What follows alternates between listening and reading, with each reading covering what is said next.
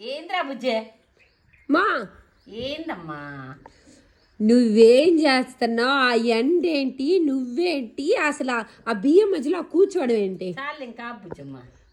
నేనేం చేశాను? అసలు ఎండ లోపలికి రా. పండక్కి కొడుకుల్ని కూతుల్ని మనవాళ్ళని మనవరాల్ని పిలిచానా? పిలిచావు. పిండి వంట కావాలంటే మీ విజయవాడలో లాగా ఊరికి ప్యాకెట్లు 1 కిలో కొనుక్కొచ్చుకోవటం కాదమ్మా.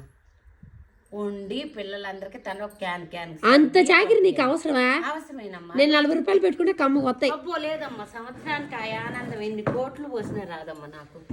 అందుకనే బియ్యం ఆరబెట్టుకుంటున్నాను బెడ్లకి ఏమన్నా నుండి పంపటానికి. అసలు ఎండలో అంత కూర్చోవడం అవసరమా? అవసరమేనమ్మా. పావురాలు వస్తాయి, కళ్ళు తిరిగి సగమే ఉంటాయి. ఏంటి? నేను ఆరబోసిన బియ్యంలో సగమే ఉంటాయి పావురాళ్ళు వస్తే. అందుకని ఎండ అయినా సరే ఆ ఆనందం ముందు దిగదుడు.